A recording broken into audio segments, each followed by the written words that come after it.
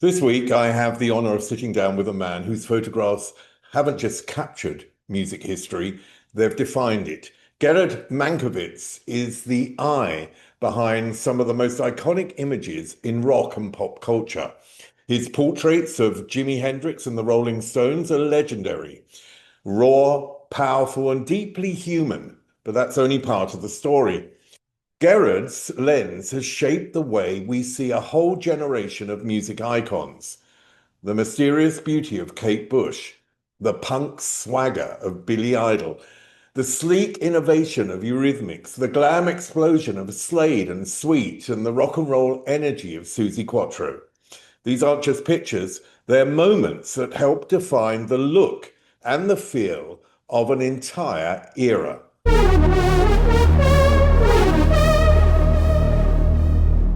Gered Mankowitz, welcome.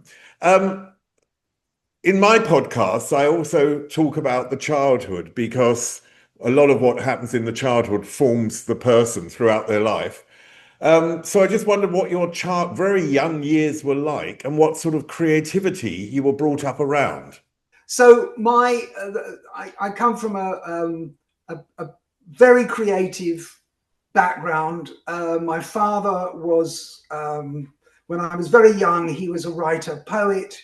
In the late 40s, he started a business with his sister to sell vintage Wedgwood in Piccadilly Arcade. He then moved on to, while my aunt, run that business. He went on to write poetry and to be a published author. I think his first book was, I think it was called A Kid for Two Farthings. I can't remember the order in which he was published, which I think was published in about 51 or 52. My mother had trained as a psychotherapist at the end of the war and treated soldiers, military personnel who had suffered from some sort of psychiatric issue. And then, so we pretty struggling for those first years of the 40s. I was born in 46. And it was, I think, a big struggle. But it felt, I think, very loving and very creative. I had a brother come along in 1949 and then another one in 53. And my father just went from success to success. So he was becoming very successful. And my mother was a full-time mum and a housewife. A lot of, I don't know whether there wasn't a huge amount of music, although my father was involved in the musical theatre quite a lot. But I remember albums of shows like The Pajama Game and West Side Story and things like that.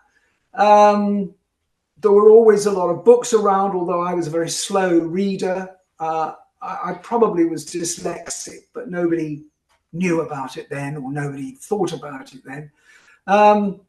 So up until, I guess, about 12,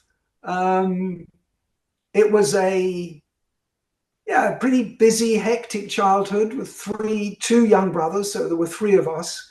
And we ended up by living from 1953 onwards in a eccentric Victorian cottage in St John's Wood. I ended up my schooling at a place called King Alfred School in Hampstead, which was what was called as a progressive co-educational school. And I stayed there until I was 14, coming up 15. Your father ended up being a successful screenwriter. Your mother looking after veterans from the war. So I just wondered whether they were also hands-on and they were around, or whether they were absent in any way. That's not quite the picture. My mum worked immediately after the war, but once she had me, I think she was pretty much focused on being a mum, and then she fell pregnant again 3 years later. So I think she was a mum. I really don't know whether she was working much in those first 2 or 3 years of my life. I don't remember that. My father was very busy, but I wouldn't call him distant at all. I would just say that he was a busy man. He had a lot going on. He was ambitious. He was entrepreneurial. He was busy. But I don't feel, I've never really thought about him as being an absent father, just a busy father. In terms of him being a screenwriter, do you think his knowledge in terms of looking at the deeper character and giving a sense of storytelling may be something that imbued into you as a photographer later on? Well, I certainly think the movie background, the theatrical background, and the film background had a huge influence on me. I loved going to the theatre with him. For a period in the mid-50s, he owned, together with a man called Oscar Buseling, the Embassy Theatre in Swiss Cottage. And they ran it as a sort of repertory theatre, staging his plays, but also a lot of other works as well. And they had a sort of a repertory company that revolved around David Kossoff and Alfie Bass and Maya Zelnicka and a lot of others. I can't think of all their names, but and I used to go there on a Saturday afternoon with him and hang out and get makeup for my dressing up kit from the actors and generally get in the way and make a nuisance of myself. And I loved it. I absolutely adored it. And I think probably wanted to be an actor, imagined that I was going to be an actor. And I loved dressing up. And my father wrote a very funny piece for one of the magazines of the time about all his kids. But he portrayed me as being this sort of little rascal who he didn't know who he'd be when he came home. So I might be a pirate, or I might be a prince, or I might be, a crusader or something, ambushing him as he came through the door. So it was a sort of, that all of that was very important to me. Do you remember the first photograph or even, a movie image that would have made an impression on you? The first photograph, not really. A photograph doesn't come to mind. A movie image, I don't know whether we went to the movies that much. We certainly had a television from the time of the coronation. And I suppose my biggest influence were all those Westerns that were on kids' TV. But the big change for me, the turning point, what made me want to be a photographer was directly linked with my father, because he was working with the actor comedian Peter Sellers. And Peter Sellers came to lunch to our house one Sunday. And Peter Sellers was an extremely avid amateur photographer. And he arrived with a full Hasselblad 500C kit and a big Polaroid 110A, which was a big 5x4 Polaroid camera, very, very rare. We haven't seen anything like it. And he took some photographs of me and my brothers. And one of the pictures he took on the Polaroid was of my brother Jonathan standing in the palm of my hand, like Tom Thumb, which was the film he just finished in Hollywood. And it was so magical, and the process was so exciting. And then he showed me inside out of the Hasselblad, let me hold it and change all the bits and pieces and the viewfinders, the lenses, everything. And he explained exactly how it worked. And he did it in a goon show Swedish chef type voice. And I was just weeping with laughter. And when he left, my dad said, well, how was that? And I said, well, it was fantastic. I want a Hasselblad and I want to be a photographer. Oh, wow. I mean, that's, amazing at a very young and impressionable age that in a sense, opportunity of having someone around you who can explain this piece of equipment and show you what it can do. And particularly that Hasselblad, because it's something that has been so important in your life. Yeah. Yes. Well, I mean, I wanted a Hasselblad from that moment on, and I got one a few years later. But yeah, and it's been my main workhorse camera for all this time. I mean, one of the first opportunities you got, I believe you left school when you were really young, like 15 or 16. 15, yeah. 15, okay. And I mean, it says in Wikipedia, and that's the only place I could find this, that you went to a school trip up to the Netherlands, and the photographer Tom Blau of Camera Press noticed some talent in you. So if that's, what talent did he notice, and what impact did that have? Yes, well, yes. So when I think I was just coming up to 14, and we went to the Netherlands with the school, and I took my little Bensini Comet 127, which was a camera that my grandmother gave me the Christmas after Peter Sellers had switched me on to Hasselblad's. It couldn't be further from a Hasselblad. The Bensini Comet was a tiny, tiny little camera, Italian made. But it was mine, and I started photographing the family. And then on this holiday, I took some pictures of Delft Cathedral. And my dad thought, when they came back from the chemist and we were looking through them, my dad thought that they were, they showed promise. I don't quite know what that meant, but that's what he thought. And he had a friend called Tom Blau who owned Camera Press Limited, which was a big photo agency. And I'd known Tom because he'd come and photographed us a family 2 or 3 times. So I'd known him. I'd watched him work. I'd been enthralled by watching him. And he was very sweet and very kind. And he bought one of my pictures, which is absolutely crucial, because suddenly I had a $5 in my pocket. And suddenly, photography was a way of potentially earning a living. But what he said was, I had what he called a natural eye. I don't know. I've looked at that picture of Delft Cathedral, and I don't know quite what it was that he saw. I think what he was, he saw in me a real enthusiasm and a real genuine interest. And I think he wanted to nurture that and encourage me. And so he bought the picture. He said I had a natural eye. And then he said that if I wanted to, when I left school, I could have an apprenticeship at Camera Press. And that's what happened. What did you learn from Tom at Camera Press? Because that was like a 3-month apprenticeship, wasn't it? It was I think it was actually a little longer, but it wasn't a long apprenticeship. What I learned were the basics. I was thrown into mixing chemicals, stirring chemicals in great big buckets for the dark rooms.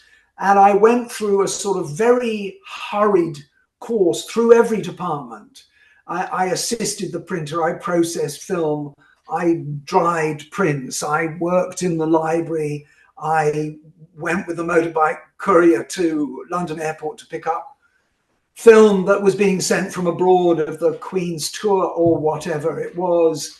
I worked in the studio with Tom as a sort of 14th assistant, but I learnt lots and lots of basics, sort of raw blueprint stuff, foundation stuff, really.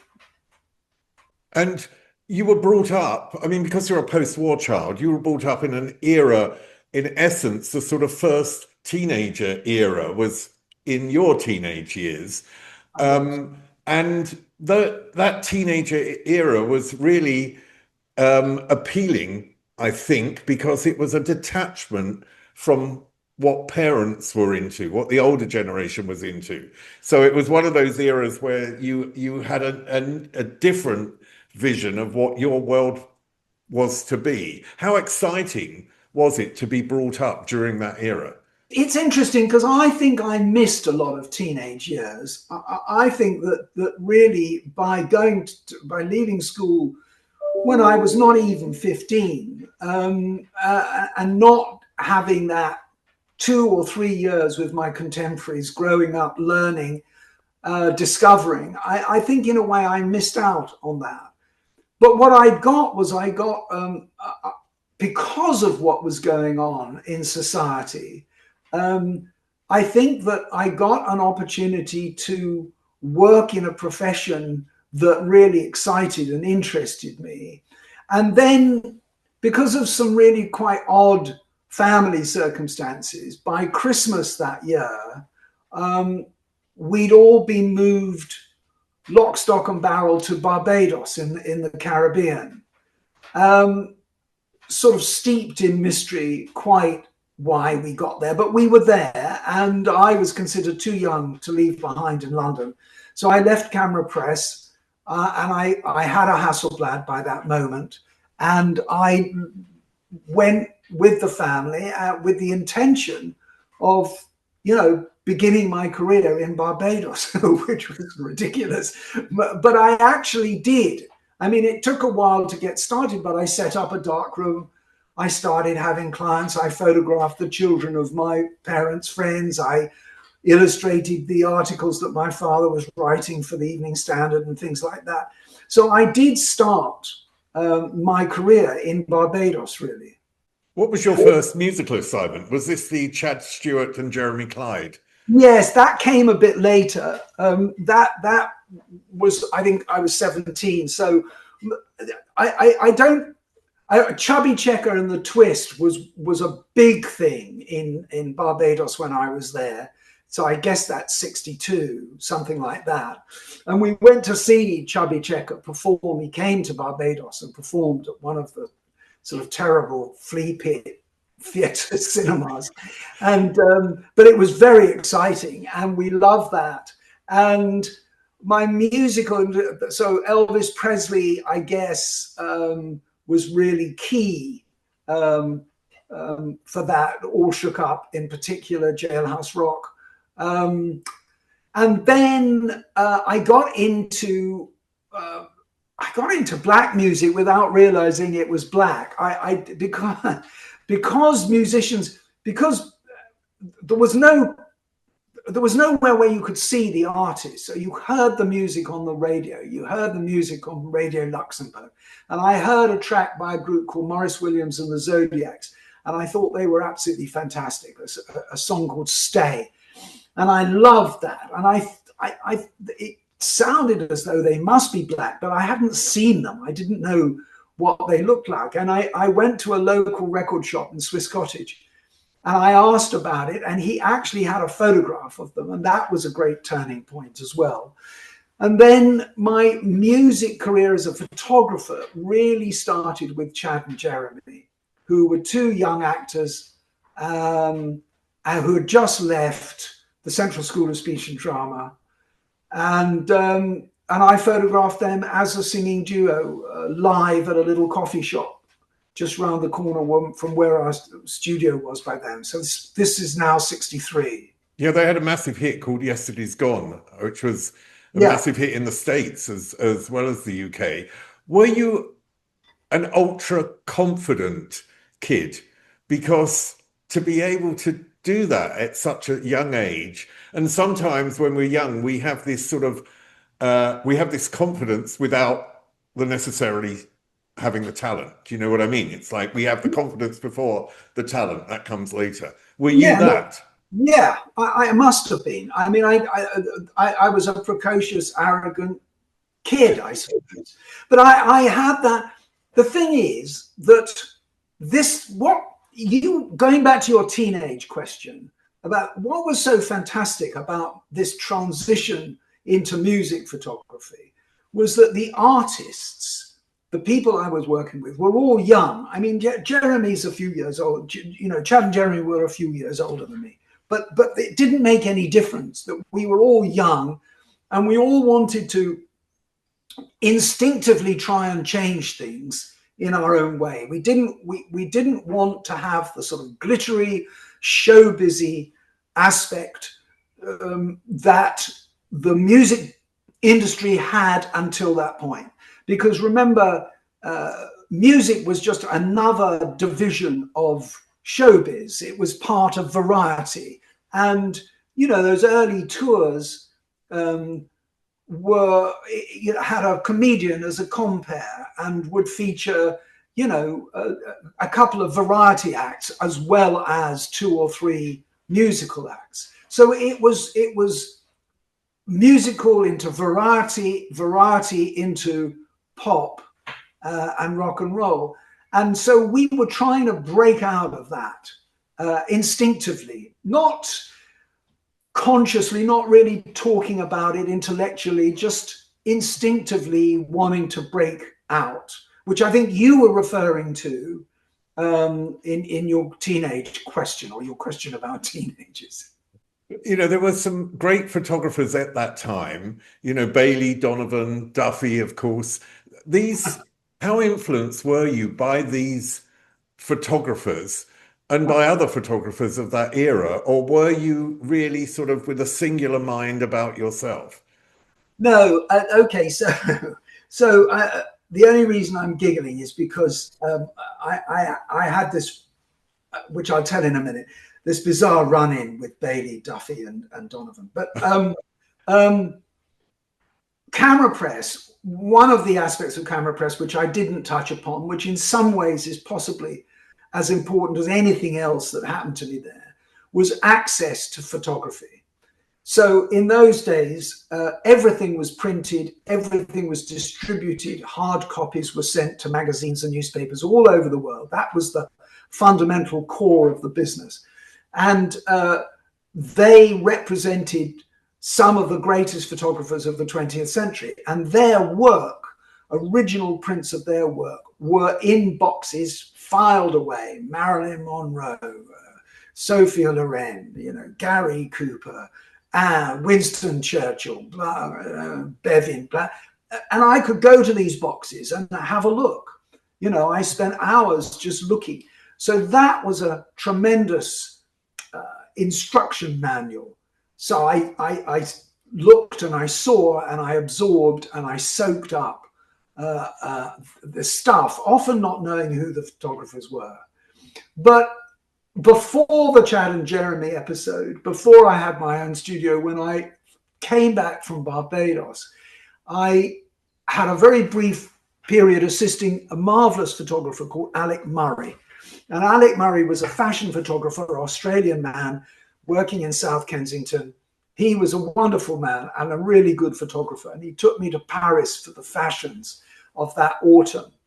And one night we were having dinner and we were in a very famous Parisian restaurant where all the photographers and models would go after the day's work. And I was just in awe. I just couldn't cope with this in my sort of baggy jeans and my old sweater. I just thought this was the most fantastic thing. And I was completely under Alec's wing. You know, he would tell me what I should eat and what I should order because I didn't know. And over in the corner, the far corner, there was a raucous party going on, and there were girls dancing on the tables, and there was shouting, and clearly a great deal of drink being consumed. And I sort of was looking at what was going on. And Alex said to me, "Oh, you don't want to have anything to do with that crowd. You know, they're very naughty, very disreputable people." And that was Bailey. Fantastic. I was firmly told not to have anything to do with those guys. Why didn't fashion photography appeal to you? Because it seems like, I mean, you became the rock photographer.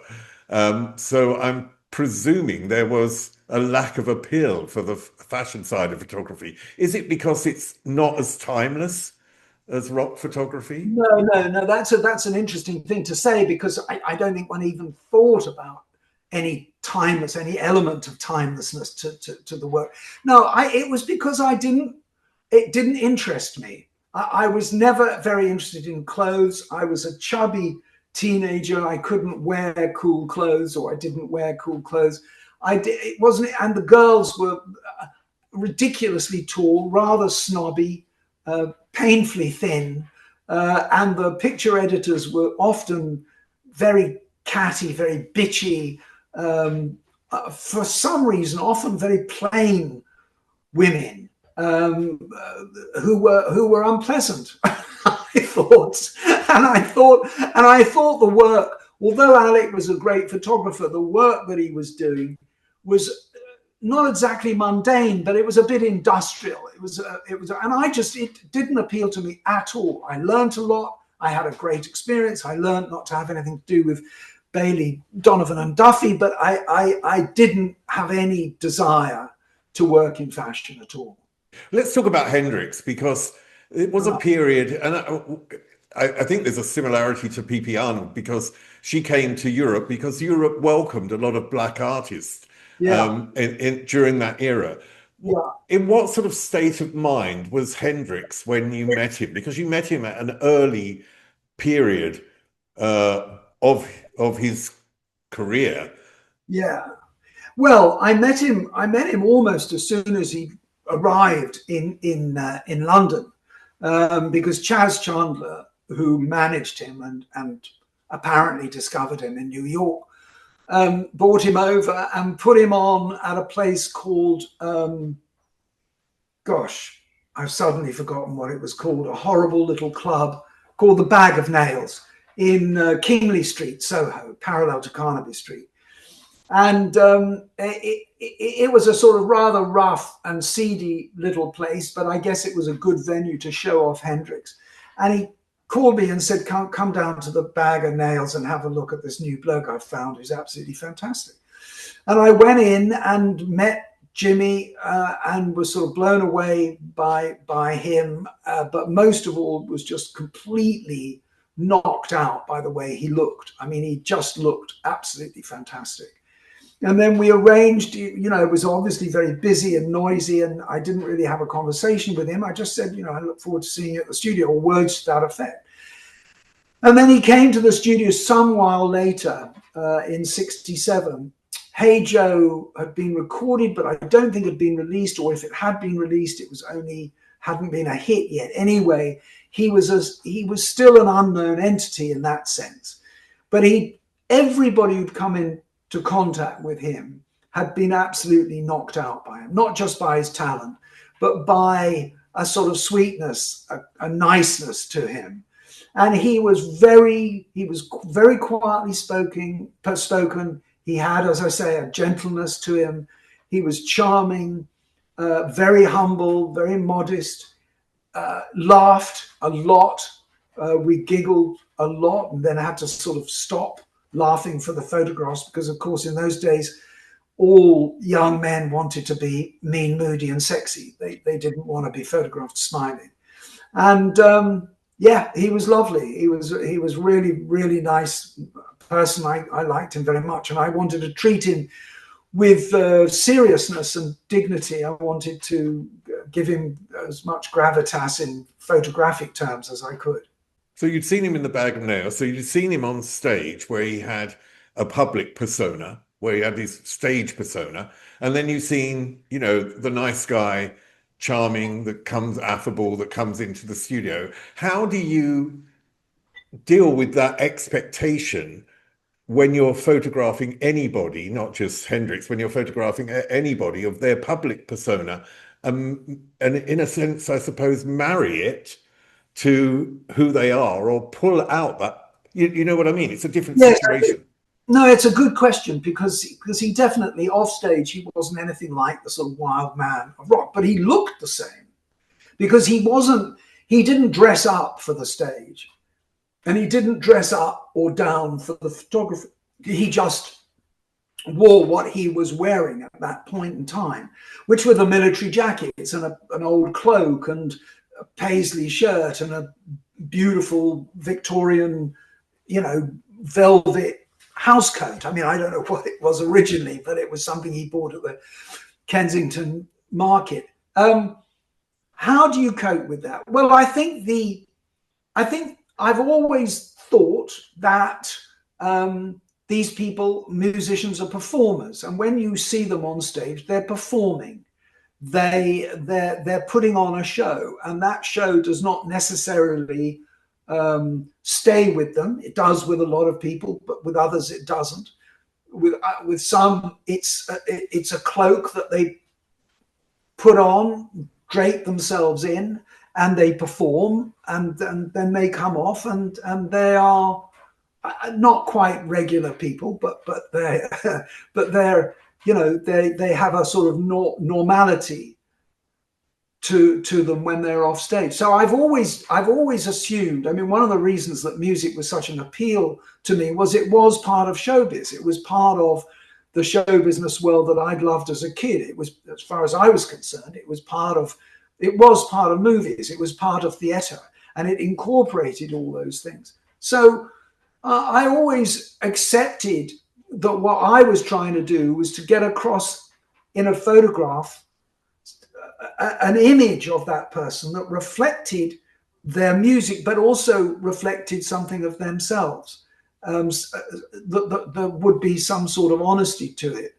I mean, you know, with some subjects, I guess, the stage persona is what you get, and that's what you want, and you try and encapsulate that.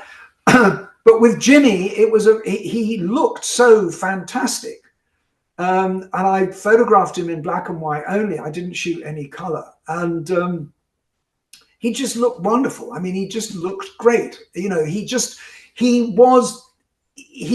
epitomized the look of the day without apparently making any effort to do so.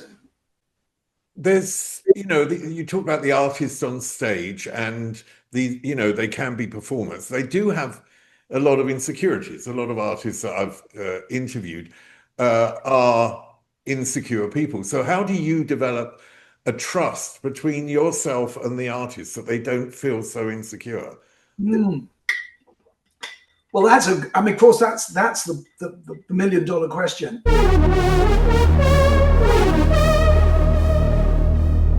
Firstly, I think the first thing you have to do is acknowledge that that's what you have to do. You recognize that it is about trust, particularly in those early days. You know, we didn't have Polaroid until 1975. So, you know, for those first 12, 13 years of my music career, my subjects had no idea what the camera was really seeing. I mean, they could all look into the camera and see the rest of the band and everything, but they didn't understand what the lighting was doing or anything. So they had to trust me. And I think the other thing is that you assume people don't like having their pictures taken, because certainly back then, the majority of people didn't like having their pictures taken, and a lot of people wanted pictures to happen accidentally because their experience had just been snapshots. And they didn't want to pose. There was in a certain type of musician, there was this thing of, I don't pose, man. And of course, that in itself is a pose. So, you know, you just incorporate that in the way you're going.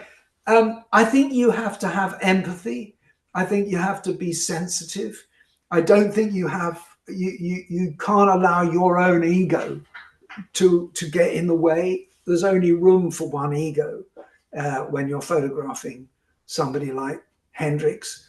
But at the same time, you have to be assertive without being obviously manipulative.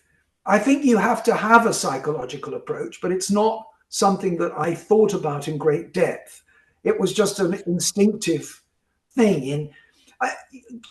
Not wanting to take us right back to the beginning of this conversation, I think that's something that I got from my mother and father, indirectly or directly, working with, hearing them talk about actors, watching my dad with actors when I was a kid. There was a sort of inherent understanding that somehow actors and musicians are at a slightly different place from us ordinary folk. And you have to somehow be conscious of that. You have to give them space, encourage them, nurture them, be kind to them, help them, caress them, whatever you have to do to try and get them to give your camera that sort of moment. They're not, after all, and of course it's somewhat different today, but they're not models. None of them were ever trained to work for the camera. Some of them did it naturally, some of them the camera loved, some of them the camera hated, and you just have to try and draw them out. Because you had to be malleable in that process and try and find a route to bring out something in them. Were you ever in a session where later you thought, what they learned in my studio, they've actually brought later to their stage? Now, that's interesting. I don't know whether I've ever been conscious of ever feeling that way. I think that I'm aware of having contributed to images, and I've seen those images evolve and develop. I mean, look, Suzi Quatro, 60 years on or whatever it is still using my picture as the background to her show and as the sort of central image of her promotion, because it caught, you know, but the Suzi Quatro image, you know, that was the image. And that was what my job was, to try and encapsulate that image, to help form it, sometimes create it, sometimes get it wrong, but always try and be on the side of the artist and find a way that they could express themselves visually, that something they could live with. I mean, that homage of Suzi Quatro, because it was the early 70s, and there you have the image. Well, there are two main images for me. The image with the band, and that is a woman in control, but still incredibly sexy, you know, in the leather jumpsuit. Yeah. And even the image of Suzi on her own has still got this immense power to it. And it's in an era before women were able to take their power. Absolutely. She was a pioneer. I mean, she really was and is a pioneer. Very special person. But yeah, I thought about this, and I guess you just try and make images that you think are going to work. I mean, we had this idea that she was the leader of the gang, but she would be sexy, but the band would, so you'd be enticed, drawn to her, attracted to her, but the presence of the band said, you know, keep away. So you got this fantastic dynamic, this energy of Suzi looking absolutely fantastic and definitely leader of the gang, and the band saying, you know, don't think about it, mate, step away. And that created a sort of great tension and seemed to work. It seemed to work very well. I mean, it may also be in hindsight, but if you take the sort of first iconic photo of the Stones, which I believe was in Ormond Yard, which was near your studio, and of course you've got those hoardings, and you've got the band within the hoardings, but you've got Brian Jones a little bit detached from the others. And maybe it's me thinking, okay, what comes later? But do you know what I mean? There is... I do, and it's been pointed out to me before, but it's hindsight. It's not. What happened was that you have to understand that although Mick was the singer, Brian in 65, early 65, when I did that first session with the Stones, it was Brian who had the most evolved rock and roll pop star look. You know, Mick and Keith still looked quite studenty, and Charlie and Bill had always had their own rather individualized look, but Brian looked like a star. You know, he had the extraordinary hair.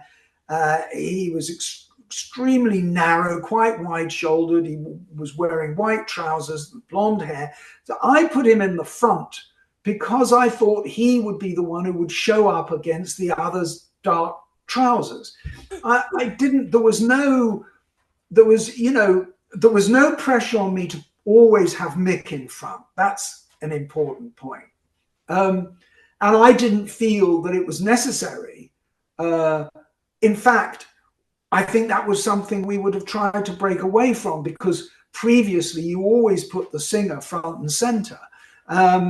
You know, and I continued to do that with some bands, but with the Stones, there was an individualism to them, which was part of their great visual strength. And so I could move them around any way I liked. I knew that Mick would make his presence felt because he understood, again, I think instinctively, we didn't talk about it. He understood that even if you were at the back, you can be very much there, you know, and often that's something you have to explain to people. Often when you were photographing a band in the studio, particularly, somebody had to be at the back, and often they would be deflated by that. I had to try and make them, I don't want to say teach, but I had to try and explain to them how actually you can make your presence very much felt, whether you're at the back or the front. It's just learning how to work to the camera. I mean, one of the powerful things about that photograph is the enclosed space because of the hoardings. Makes it sort of this claustrophobic area. Yes. This is terrible to say, but is that by chance? No. That is absolutely planned and contrived, in the sense that the hoardings were there. I didn't put them there. They were stacked up like that because they were used at night to board off a building site, which was literally adjacent to my studio. And I saw this fantastic, deep, sort of triangular shape, and I thought it might work. But also, in those days, album covers were very, very rarely conceptualized. They were nearly always made using photography that existed, that was on the manager's desk or at the art director, at the record company art director's department. And I realized this, I'd learned this very early on, that if you want to get your photograph on a cover, which was really the ambition with every shoot, you had to make sure that there was room within your composition for the name of the band, the title of the album, and most importantly, the logo of the record company. And so I would try and make my compositions lend themselves to that application whenever I could. And this was a particular composition that just worked beautifully. And that's why I shot it. It would have worked as a press picture. But also the physical, the claustrophobic pressure of the confined space works for you very well, because when you're photographing a group of people, the camera exaggerates the space between them. So in order to get a really tight headshot or a tight group shot of any sort, they have to be really close. And the instinct is not to be close. People want to have a gap. And we're talking, we're talking like that. We're talking right in your face.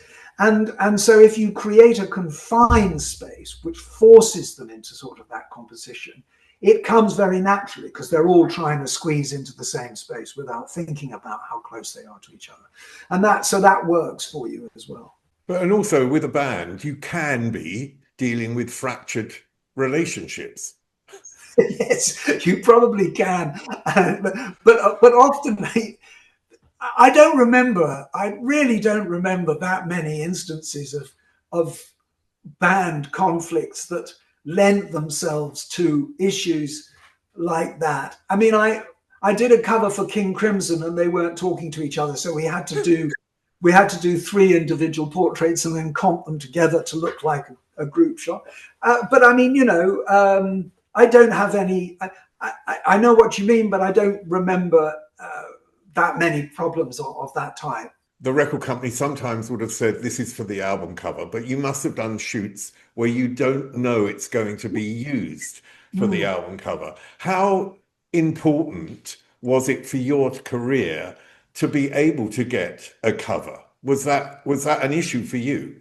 And yeah, well, it was really important to me, because what you've got to remember is that a cover that's 12 inches square, that's quite a big space. It's quite large to have your photographs, especially in a day when photographs weren't big. Home snaps were 4x5, postcards possibly, but most photographs were small, and advertising was quite small, and reproduction in newspapers tended to be quite small. So, to have a picture 12x12 on the front of an album was really special. And that was definitely something that I wanted and I aimed for and I worked for. And as I said earlier, I tried to make as many of my pictures lend themselves to that application as I could. So it was a way of gauging your own success as well for you. It was also a way of getting an extra fee. You know, I was a very commercial photographer. I always have been, and this is how I earned my living. And so, the more money I could make, the better. And if my pictures got used on a cover, I'd get an additional fee. So that was important as well. You were 18, I think, when you first photographed the Stones, I was. and Oldham, Andrew Luger Oldham, would have been 28. He would have been No, 10. younger. He was much younger. Ah, I thought there was a difference Andrew in age. Andrew's only 2 years older than me. Ah, okay. No, Yeah, Andrew was 20 or 21. what input did he have? Because, I mean, he was so important in the development of the Stones in the early years. And I believe that he had a lot of input into everything. And I just wondered what input he had and what he told you. Yeah, he was incredibly important. And I don't think that our relationship had fully evolved at all by the time I did that session with the band. But he was full of banter, full of attitude. He was more rock and roll than the band were. He was sharper. He was better dressed. He was cooler, really. And he was a handful. I mean, I came to love him dearly, but he was a real handful. And he'd help a lot just by giving me confidence. I think he was brilliant at giving me that freedom, encouraging a direction. If he'd see that I was heading somewhere, he'd go, yeah, go for it. You know, whatever it was, he was great. He was terribly important to me, and was a great. He was great at making things happen. Is a really clever person. Yeah. I mean, live tour photography was in its infancy when you were going on tour with the Stones. So you were part of that development. But how naive were you in terms of what you were doing? Well, that's a very leading question, because I was completely naive as far as, I mean, I was experimenting in all my photography. I think that was one of the reasons why Andrew thought I might work well with the Stones, because that I would bring a sort of naive, inexperienced approach to it, a freshness to it. That I didn't have the skills to make everybody look beautiful at that point in time. And so as when we went on tour, when I got the offer to go on tour at the end of '65, I'd got to know the band pretty well. We'd got on very well. My pictures have been on the cover. My pictures were all over the tour program for this 1965 tour. And who would turn down the offer of going to America for 6 weeks with the Rolling Stones? I mean, you know, it was just too good to miss. But I had no idea what I was going to encounter photographically. I really hadn't. And I had a 35mm Nikon as well as my Hasselblad. I had some of the fastest film because I knew that I would be shooting with available light, because we'd already established before that the band hated the effect of flash during a performance. And I didn't know how to use flash that creatively. Actually, I don't think people were using flash particularly creatively yet. It was a very static light source directly attached to the camera. It tended to kill the atmosphere. And I think we were all much more interested in atmosphere. But it was a real awakening, a very steep learning curve. The realization that sometimes the lighting was so bad in some of the concerts that I couldn't even get an exposure. And the other times I would just shoot wide open. I mean, the aperture on the camera, wide open, and the slowest speed I thought I could get away with, a 15th of a second, probably. And I just shoot. And then the film would go back to London at some point. I can't remember the logistics of doing that. But every couple of weeks, I'd send a whole batch of film, and with instructions basically to, you know, push it as much as you can and see if anything comes out. And it was pretty much that, you know. And I didn't have any control over that side of it. I didn't even know whether the film was coming out because there was no way of letting me know, because we were moving around so much. You can't just pick up a phone and call London. You know, it wasn't the logistics of the tour, and just so it wasn't possible. You had to book a transatlantic call, often hours ahead. So anyway, it was a steep learning curve. And what happened was that I don't think the pictures got widely seen at the time. Really, I don't think there was any real need for them. I don't think anybody in the music press in the UK were interested in something the Stones were doing in America, you know, in Tucson or wherever the hell it was, 2 or 3 weeks previously. It had no place. So I don't know whether any of the pictures were widely used. We used some on a couple of album covers and promotions, but I don't think they were widely used. And funnily enough, it put me off tour photography. I never went on another tour again because I just was so unrewarding and unfulfilling photographically. I mean, it was a fantastic adventure. Don't get me wrong. I really was thrilled to have done it, and it was a great adventure. And I loved a lot of the time being with the Stones, and being on stage with them every night was sensational, of course. But the actual photography was not so much. And I never really did live photography again. I did do a few live projects, specific projects, you know, with Slade and with Gary Moore and with a few other people later on. But they were very specific things, go on a particular gig or a particular section of a tour for 2 or 3 nights to shoot a live album or something like that. I never went on the road again. I didn't, you know, never wanted to. And I don't think the lighting changed dramatically until quite late in the 60s.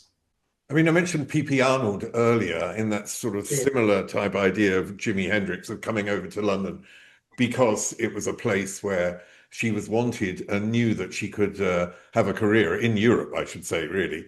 But by the end of the 60s, you obviously had evolved as a photographer.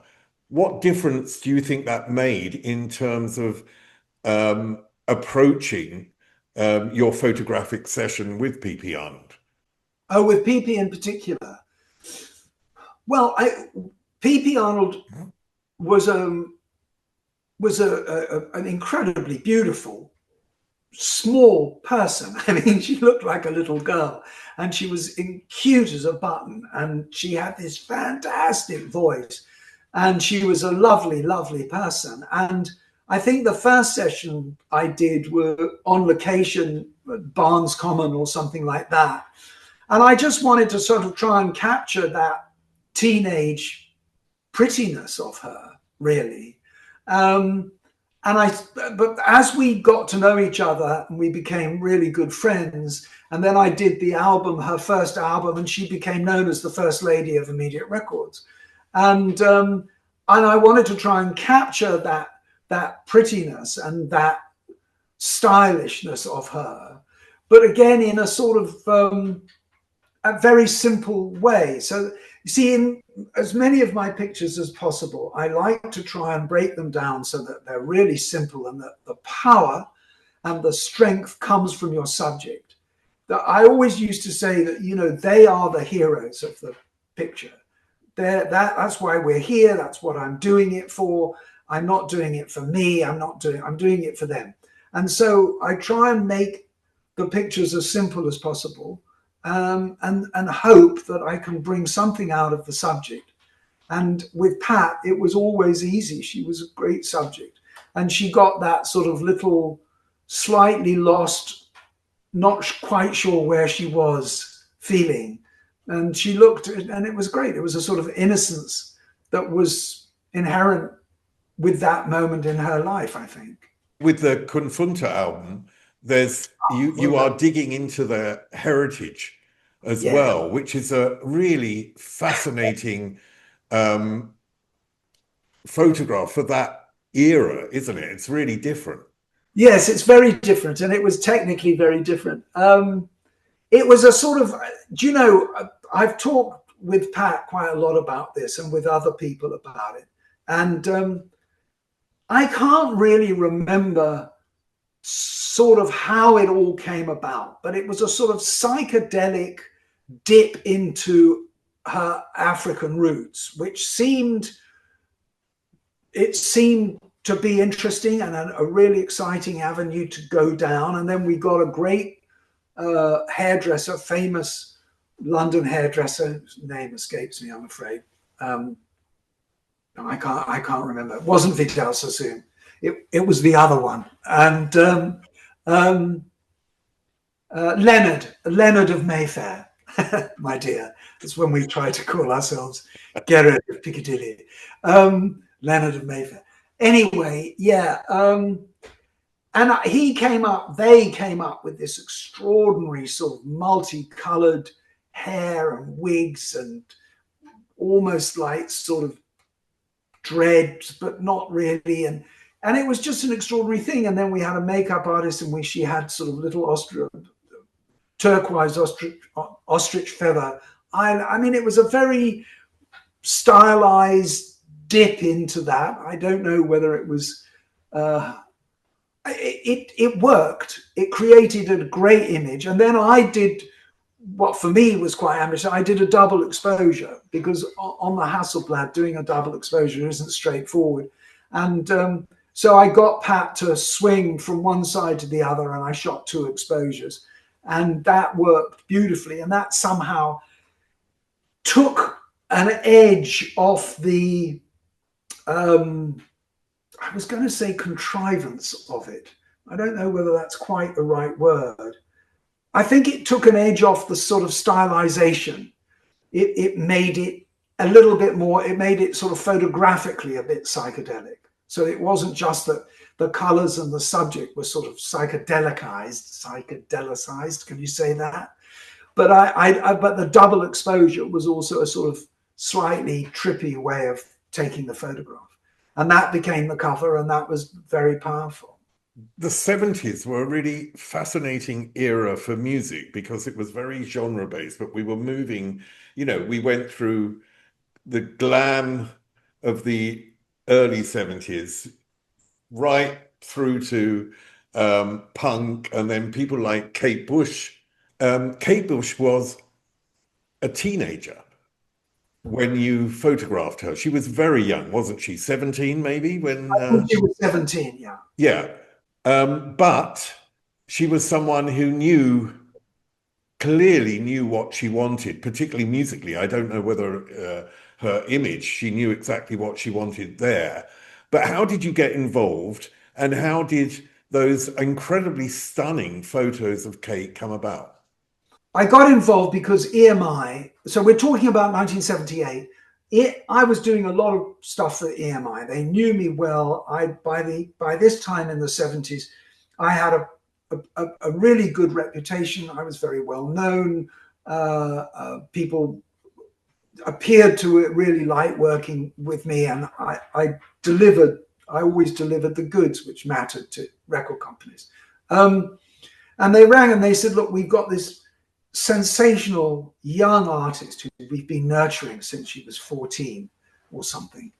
And we've got an album, we've got a single, we've even got a video for the single, but we don't have a photograph. We don't have a portrait on which we can base a campaign, on which we can sell her. And they said to me, we've got an album cover, which is very much an idea that the artist has come up with, but it doesn't lend itself to marketing. And we'd like you to come over and listen. So I went over, and they played me Wuthering Heights, and they showed me the video, and I was sort of completely knocked out, completely stunned.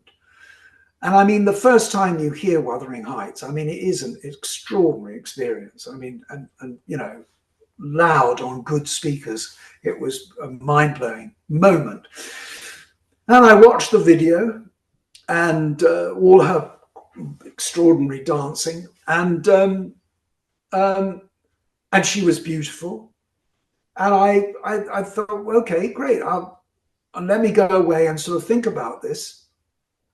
And then I went back about 2 or 3 days later to meet Kate and to present how I thought she ought to be photographed. And in that time, I decided that in order to try and get across the movement aspect that was so obviously important, but dance and movement and using her body in that way was so clearly important. And I read the blurb they'd given me about her stuff with Lindsay Kemp and all of that. I knew that she'd studied dance.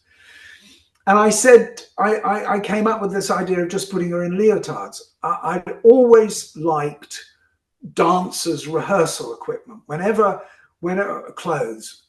I'd gone to rehearsals of a stage show, the dancers, I was always attracted by the chorus, and I loved how they looked and what they wore. And I thought that that would be a great look, that it would be very pretty. It would be a simple look, going back to what I said about trying to keep things simple. And so I proposed the leotards, and they loved it. Everybody went for it. And Kate seemed all up for it. She and I seemed to click from the moment we met. She was extraordinarily bubbly and energetic, and she looked fantastic. And she was, she was very sexy, and she was just a gorgeous person. So I arranged for the session to be the following week, and I found a very old, very distressed, shabby canvas, which I thought would be a great background, a real contrast to this very, very beautiful young woman.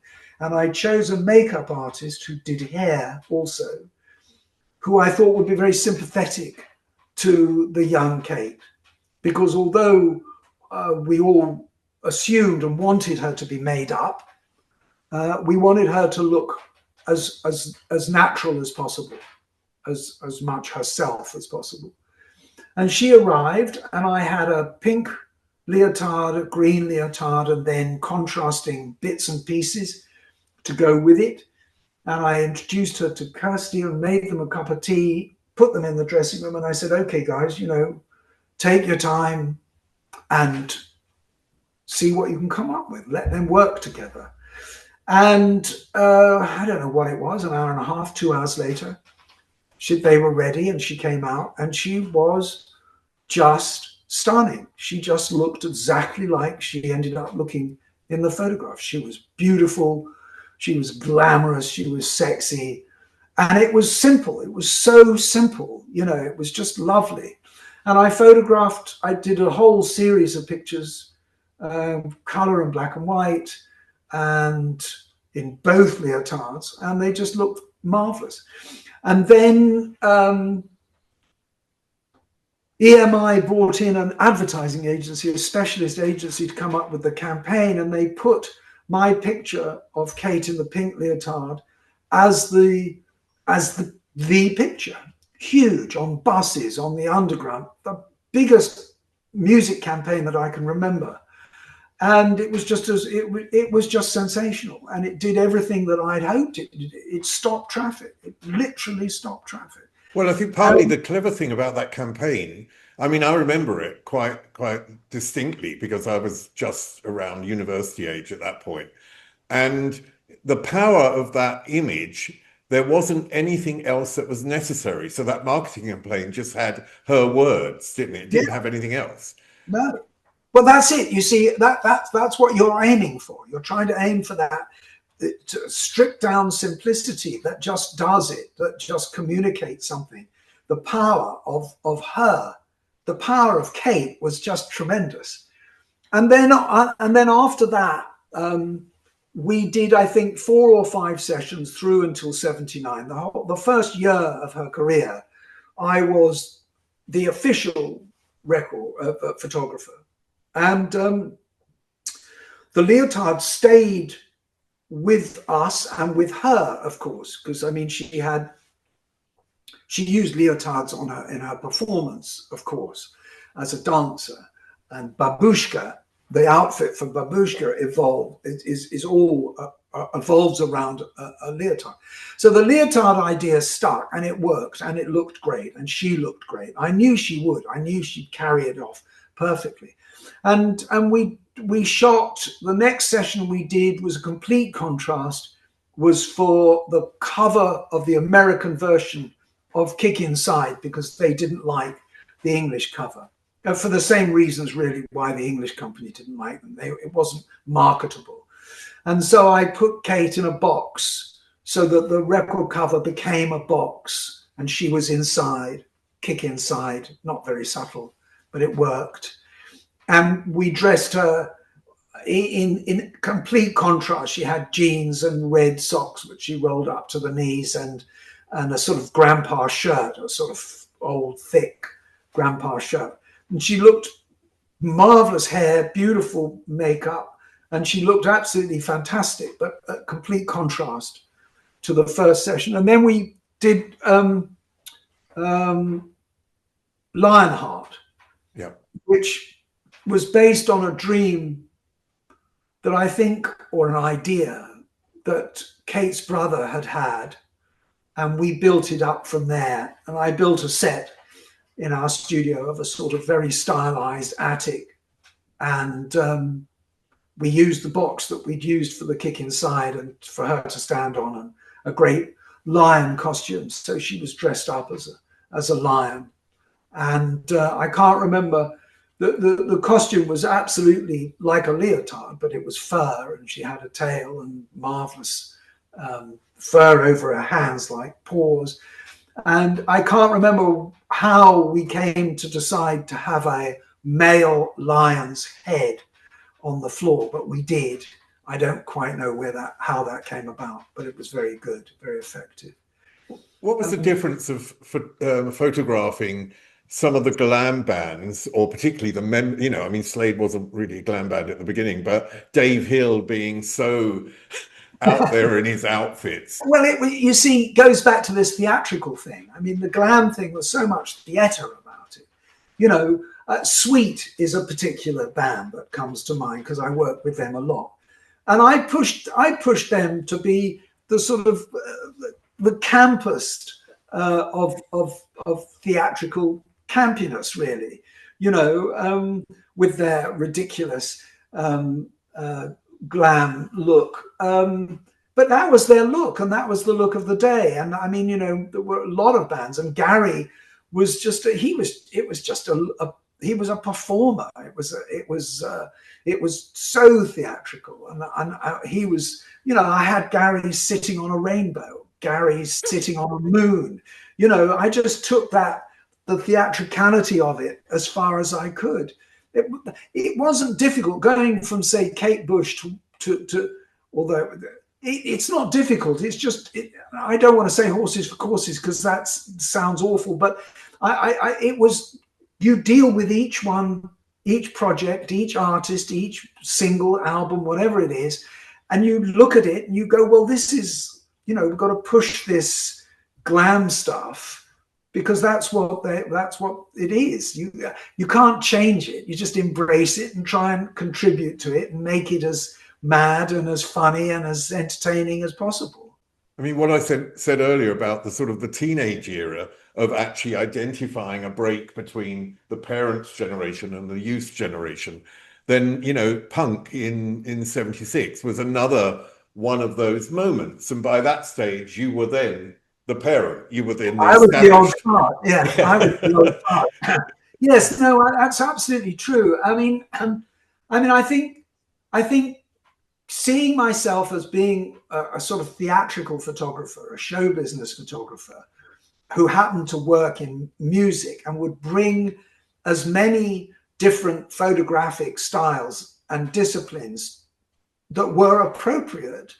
And then when punk came along, they rejected all of that. I always loved that picture of the Sex Pistols with opening the beer into the camera lens, that I would have hated being there. And I wanted to, I went to the Roundhouse to see the Damned and the Adverts and another couple of bands, because I felt I needed to try and get my head around punk, because it was such a, it was such a big hit, you know, that it changed everything for a moment. And I realized that, you know, they just weren't interested in me, and I was an old fart, and I represented the establishment, and particularly the music establishment. They didn't want me. They absolutely didn't want me. And that was fine. But for me, that was the signal that I was going to have to find another area, another genre of photography to go into. But for better or for worse, for good or for punk, the energy of punk and a lot of the originality of punk was sort of sucked away by the record companies. And within a year or so, they had created what I sort of called poser punk. And I was wanted again. I was needed again because, and I don't want to put bands down, but, you know, Gen X, for instance, they wanted, BillyIdol wanted to work with me. So you had this punk sensibility in terms of a lot of the clothing, but there was a posing element to it. They wanted my skills in the studio. They didn't want the sort of crappy, dirty scruffiness that had been associated with so much of early original punk. So, you know, I was making plans to leave the music business, but then, you know, I was wanted again. I was needed again, and there's nothing like being wanted, you know. I've been talking about BillyIdol because an incredibly charismatic figure. He is also almost like a parody of himself in a sense. And other charismatic figures in the music industry that you've taken photographs of, like Annie Lennox. Is it easier to create something spectacular with those types of people, or is it more difficult because they're already spectacular? It's oh gosh, working with Annie Lennox is just a joy. I mean, the woman is just absolutely wonderful. She's incredibly creative. She's like a chameleon. She transforms herself. She embraces photography. She was wonderful to work with. I mean, I can't be more enthusiastic about Annie.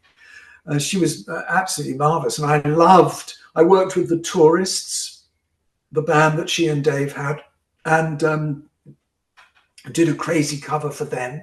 And we became friends. And then when they formed Eurythmics, you know, they couldn't get a contract. They couldn't get a recording contract. They could only do a sort of single by single deal, and they had to pay for everything. So me and a couple of other friends of theirs who were photographers, we contributed our photography to those very early singles on the understanding that if they took off, then we would get paid, but otherwise. So we were, you know, I was one of those people who were part of that early Eurythmics team. And it was lovely. I loved it. And it wasn't difficult at all. It was a marvelous collaboration, and one that I loved and treasured. And, you know, Annie was just incredible to work with. I don't know how else to express it. She was absolutely marvelous. Since you've built an archive from your body of work, and you've had numerous exhibitions, you've had numerous books out, has doing that and being in charge of your archive, because you said that in hindsight things look different, I just wondered whether this has changed your perspective on your work and on your own, and it's a difficult word for the person that hears this, but on your own importance in photography. Well, I've tried not to. You know, it's very difficult because I never really wanted to take myself too seriously. And it was always, what was really mattered was the photograph and the subject, and that's what mattered. I didn't want people to look at a picture and say that was a Mankiewicz. I wanted them to say that's a great picture of KateBush or whoever it was. I didn't want them to know necessarily that it was me just from looking at it. I didn't want to have a trademark look. I did. You can't help but, as you become more skilled at what you do and as you evolve as a photographer, you learn, and you learn what works and what doesn't work. And I think you probably don't perhaps take the risks that you used to do when you didn't know so much. So I mean, I'm very happy to talk about it. And I love doing the exhibitions and I love meeting people, but I don't really, if I feel I'm slipping into that thing of believing what people say about my work on Instagram, then I think I'm in trouble. I'm probably going to say it now, but I wanted to thank you at the end for your contribution to popular culture, because it's been such an important aspect to document, you know, since the early 60s, numerous artists and bands who have been incredibly important to people like me. So Gered Mankowitz, thank you very much for joining me today. It's been an absolute pleasure, Steve. Thanks very much for asking me. Up there is an interview I recommend. Down there is where you can find all the podcast interviews. And here is where you can connect.